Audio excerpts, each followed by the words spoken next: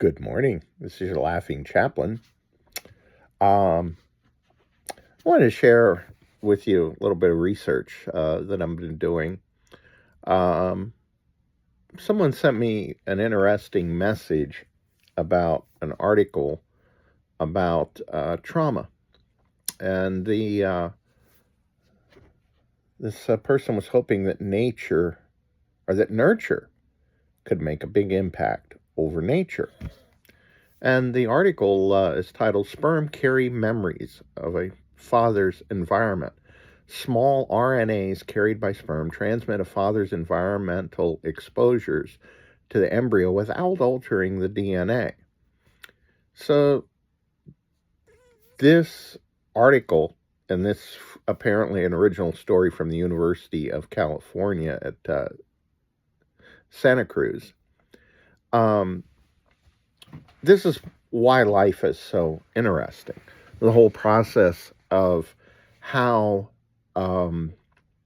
life came to be, the concept of abiogenesis, and all of these different things that happen. It's not just about the DNA. It's not just about the proteins or the enzymes or the RNAs. All of this stuff interlocks together and works together. You know, the Psalms say we are fearfully and wonderfully made. And the more science discovers, the more we discover about that. So this was a very interesting article, and I wondered if there could be ways that laughter could reduce and maybe even reverse the effects of these issues, the issues of stored trauma. It's a very important topic. So I've been researching that, and I want to share with you some things that I found.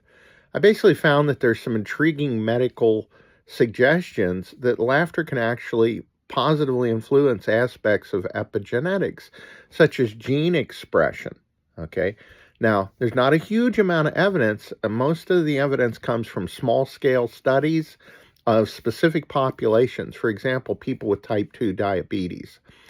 It's been found that the changes, the positive changes that laughter causes in these populations is epigenetic in nature, because it involves changes and alterations to how genes are expressed without changing the underlying DNA sequence.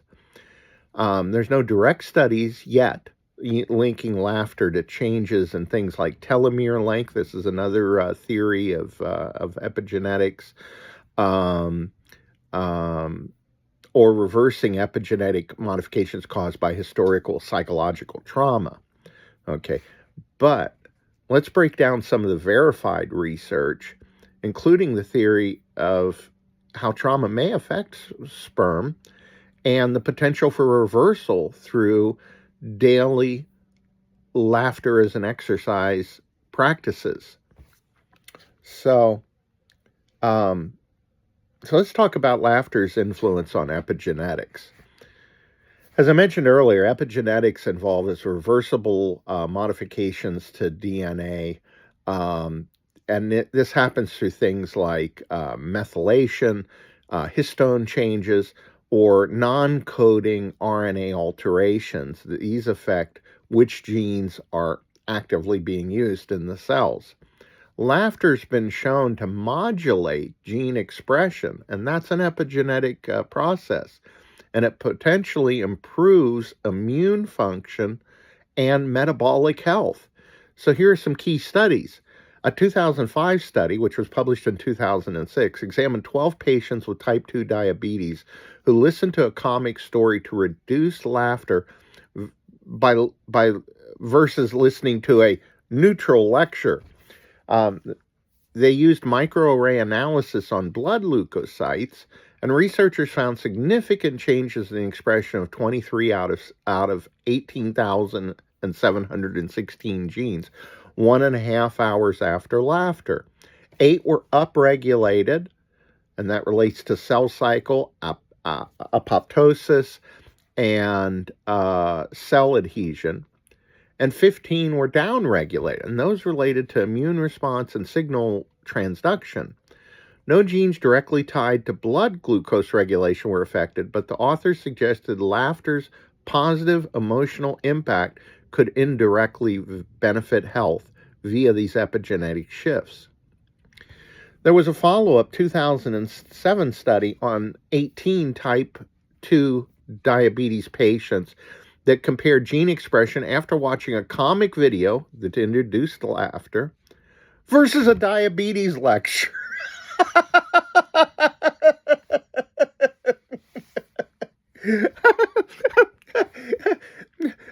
I've been to a lot of diabetes lectures. It's the science is fascinating, and none of them made me laugh. Why don't diabetes lectures be made to get people to laugh? Actually, some of the presenters did present some of the science, like, hey, if your insulin's having a problem with getting glucose into the cells, so your glucose is being left in the blood, it's because your cells have become fat and happy. And that is the current science about it. Too much fat in our Western diet fills up the cells, and then stuff can't get in, because insulin not only lets in glucose into the cells, which they need for energy. Unfortunately, it also opens up fat storage, because the body says, "Oh, fat in the blood? If I've got enough glucose, let me store all that fat, because there might be a famine tomorrow." Unfortunately, here in the Western world, we don't go through too much famine, so we just accumulate and accumulate and accumulate more and more fat especially from, modern processed foods. So that actually was funny at the time. So I don't know what boring lecture they found for this study, but they're out there. Anyhow, they found that blood samples analyzed via microarray showed, again, laughter upregulating 39 genes, with 27 sustaining increases over 4 hours. 14 of these were linked to natural killer cell activity, enhancing immune responses. Again, no direct glucose regulating genes were involved, but laughter suppressed postprandial blood glucose rises, possibly via immune modulation. This supports laughter's role in epigenetic regulation of immune-related genes.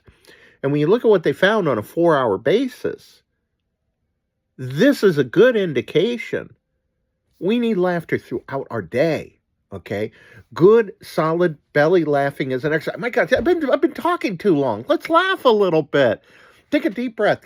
Come on with me. Try this with me, okay? Just take a quick mental note how you feel right now. Now, without dwelling on it, take a deep breath in through your nose.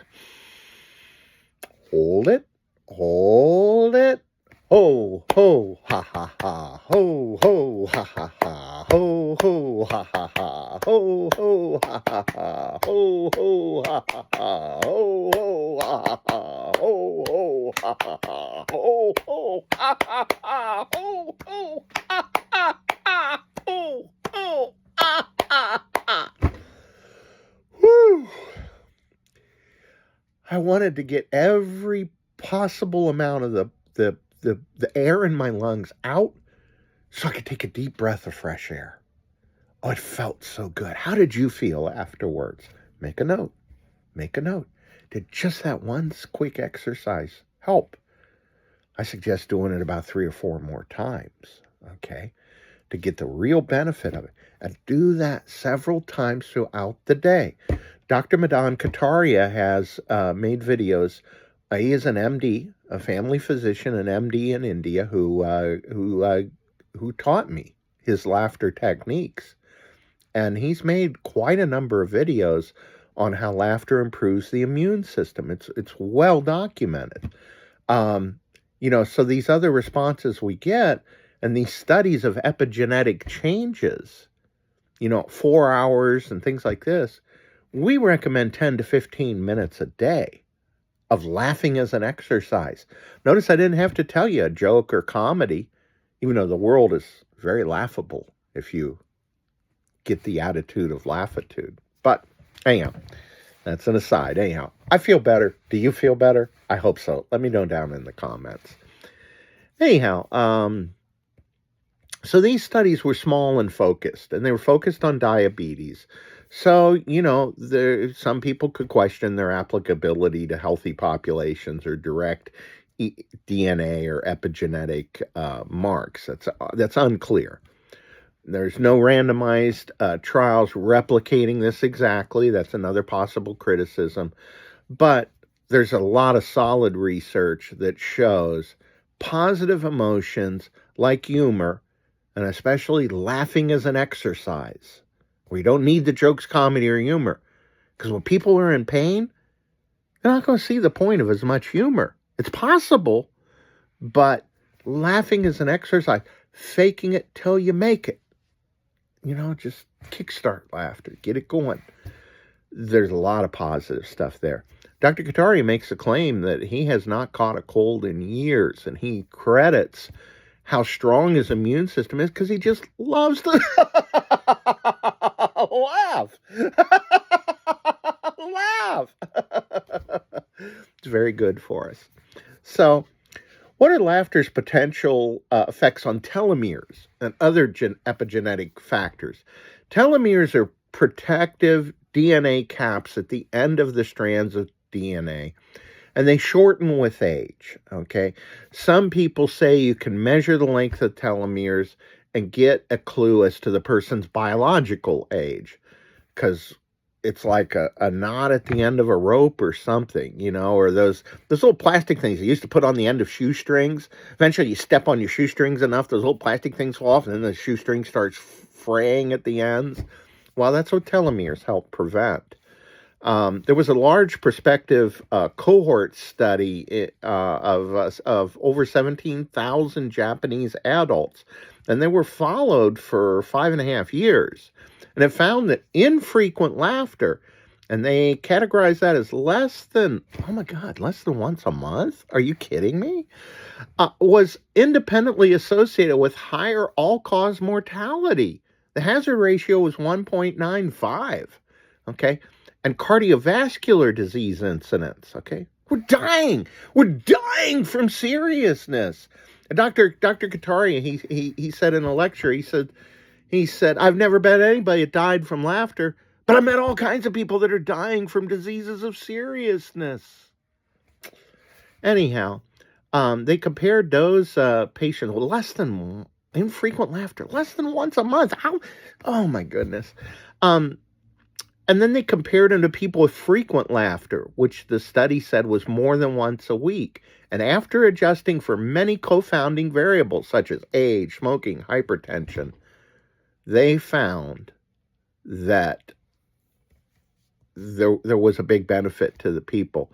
And so this study recommends that laughter promotes longevity, and it's possibly via epigenetic pathways like reduced inflammation and stress, because good, solid, sustained laughter will reduce your cortisol. Cortisol is one of the primary drivers of inflammation throughout the body. So many diseases are related to inflammation in the body. Another important aspect that I'm just going to mention is diet. Get rid of inflammatory products in your diet. And some of the biggest ones are dairy, meat, and any kind of food that you have an allergic reaction to. So, I won't go into more detail on that. But, if you're interested, I can share some materials with you on that. So, other factors like gene expression and stuff could tie into this, but the evidence right now is indirect. But we do know that chronic stress shortens telomeres. That's a solidly proven epigenetic effect. And laughter reduces stress hormones. So it's very reasonable to conclude that it's very likely laughter will have a great effect. So what about historical psychological trauma affecting sperm epigenetics? There's apparently some solid evidence from both animal and human studies about how psychological trauma can induce epigenetic changes in sperm and potentially transmit altered stress responses, and health risks to offspring. This involves, again, as I mentioned earlier, DNA methylation, small non-coding RNAs such as scNc RNAs and miRNAs, and other marks in sperm that affect maybe embryonic programming. So there was a 2024 study. The fin brain birth cohort compared sperm from men with high versus low childhood trauma, and high trauma men showed differential methylation in 3 genomic regions. There was a 2021 mouse study that exposed males to long-term restraint stress, and they found, over 24,000 differential DNA methylation regions, and about 11% were inherited intergenerationally. So there is some solid science. These effects are inheritable because some epigenetic marks in sperm resist erasure during embryonic development. But here's the real question. Can laughter practices reverse these epigenetic trauma effects? Again, I'm gonna be straight with you. There's no direct medical evidence showing laughter specifically reverses trauma-induced epigenetic changes in sperm or elsewhere. However, epigenetic modifications from trauma are often reversible. It has been found they can be reversed via positive interventions, such as environment enrichment and therapy. And laughter is sometimes mentioned as a component due to its stress-reducing effects. So why not try laughter? Everybody loves to tell me how it's free medicine, and I have yet to owe my pharmacist a single dollar for my laughter.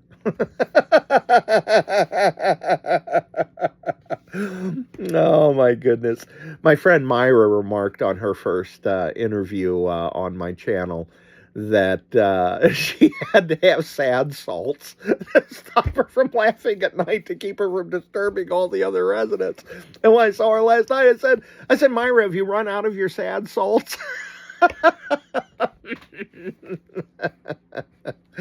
Oh my goodness. So, again, general research shows that trauma epigenetics can be undone. There was a 2016 mouse study that reversed the inherited trauma symptoms, such as stress dysregulation, and via an enriched environment with toys and social interaction. And they tied that to glucocorticoid receptor gene regulation. The human equivalents to this for enriching our environment are exercise, novelty, social bonds. Now, they didn't look specifically at laughter, but laughter does all those things. Laughter gives us exercise. It's a gentle aerobic exercise. When I show you how to clap, I always show you how to clap like a little child. They're not absolutely important. Clapping like a little child is important because it activates acupressure points that are good for the body. We knew this as a kid. We forgot it when life stole our laughter, okay? So I tell you to do like this.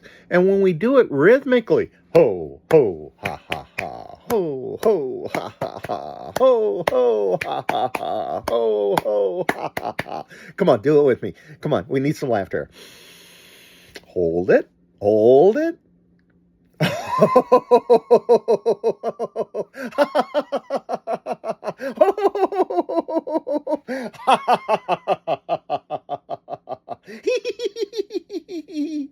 Each one of those different tones of laughter, by the way, affects a different part of the lungs.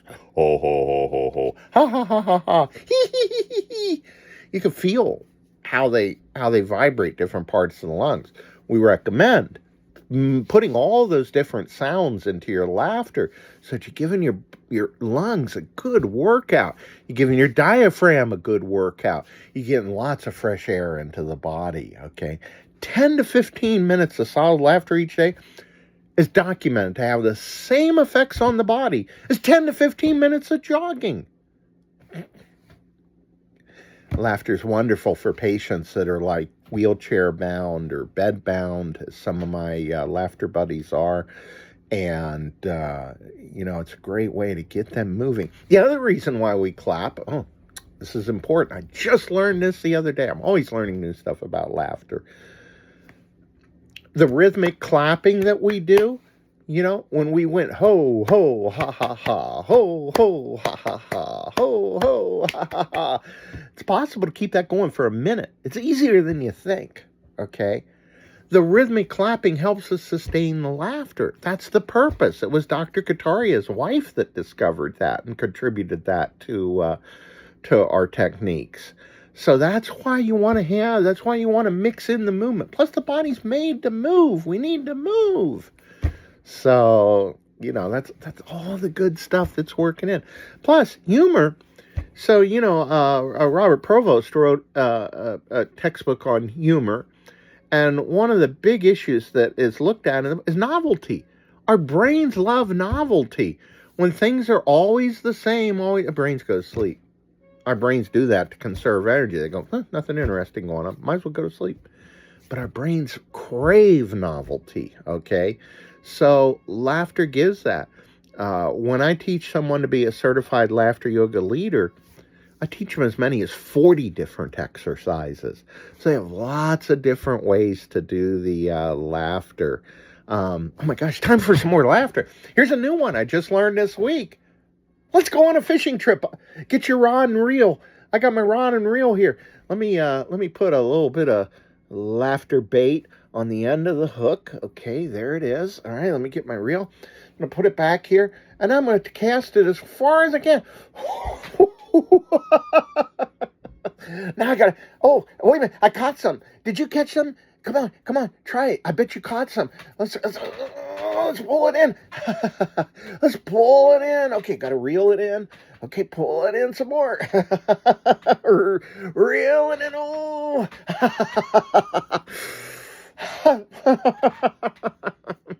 Oh my goodness, I almost got it here. And look, it's a whole basket of laughter fish. Did you catch any? I bet you did. Now, what do we got to do with it? What are we going to do with all these laughter fish? Let's distribute them to the world. Here, you need one. Here, let me have one. Oh, I got it. Let's throw it out. Oh my goodness, a laughter fishing expedition. Wasn't that fun? That's fun.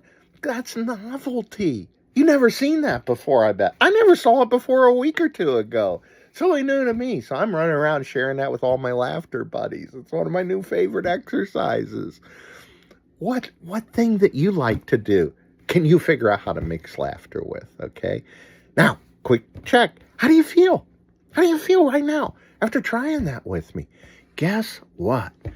If you've got a friend to share this video with and they're watching it with you, and they're just kind of hanging back,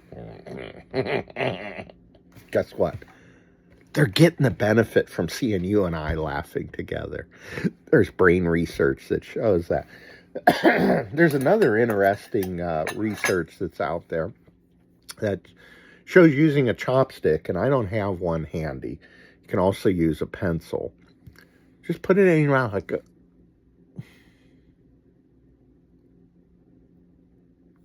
kind of forces you to smile. You're activating some of the muscles and things that are involved in smiling. Just putting your mouth in that position with a chopstick, turns out the brain starts releasing some of the good chemicals that it releases even more of with laughter. So it's pretty amazing, all the systems of the body working together to give us what we need to deal with harmful stress. Some stress is helpful. If you experience a little bit of stress with the breathing of laughter, That's probably a good thing. Never do it to the point where it's painful. Never, this whole no pain, no gain. I ain't that guy. Okay. Never do laughter beyond what's comfortable. Never cause yourself pain with it. That's very important. You don't have to do that. But when your body sees you using your lungs more, the body will adjust to that. That's a form of stress. And it's called eustress. It's a positive form of stress. Your volume of your lungs will actually increase over time. And the first laughter we did earlier, I couldn't believe how many cycles of ho, ho, ha, ha, ha I did before I ran out of breath. Most of that was just on one breath, okay? It's only through practice. Believe me, I've had some times I couldn't even get out 2 complete sets of ho, ho, ha, ha because I was having an asthma emergency. So, my laughter exercises that I do for myself are a great way to monitor my body. It really puts me in touch with the body. Laughter is a great mindfulness exercise, too. I might mention that. I've got a friend who mentioned that she could not, actually a cousin who mentioned that she could not sleep last night. And I've been asking her for quite a while, call me. Let's do some laughter together, because laughter helps tremendously. When I do laughter with my laughter buddies at the nursing homes, the various nursing homes, they're ready to go to sleep for the night when we finish our sessions. They feel good, they feel relaxed, their pain levels are way down, and they're ready to go to sleep for the night and have a happy sleep. Other practitioners such as Merv Neal, he's had people come up to him in business meetings and are like, I slept better last night and it's your fault. The only thing I did different yesterday was a laughter session you came to my business and did with us. So this is a very common side effect of laughing as an exercise. You'll sleep better, okay? Sleep is huge for all the body's self-regulation and the systems, and sleep's a very complicated process. I'm not going to get too far in those weeds. I wrote the web's first website about how to get a good night's sleep and recognize sleeping disorders way back in 1994. So, laughter's not my first rodeo of learning things to share with people about their health, but it's certainly my favorite. It's the easiest one that we can all do. And, if you'd like to have me come speak for your business on laughter, I have some sessions that I can do. It'll increase your teamwork. It'll lower stress. People are so stressed out in business today. We desperately need this. And like I mentioned to Myra after she graduated passed her certification exam, I said, it's time to get serious about happiness. She loved it. So I want to encourage you, subscribe, all that kind of good stuff. And check out my resource center in the links where there's a ton of free resources there for you about laughter. Sign up so you can get regular updates. These are all resources. I'm regularly adding new material to them, and you'll get notified. And if you want to become a certified laughter yoga leader and be able to lead laughter sessions with large groups and help people experience laughter healing, contact me. Nothing more I would love to do than come and speak with your organization or your group or even just you. Bye-bye. Laugh every day for the health of it.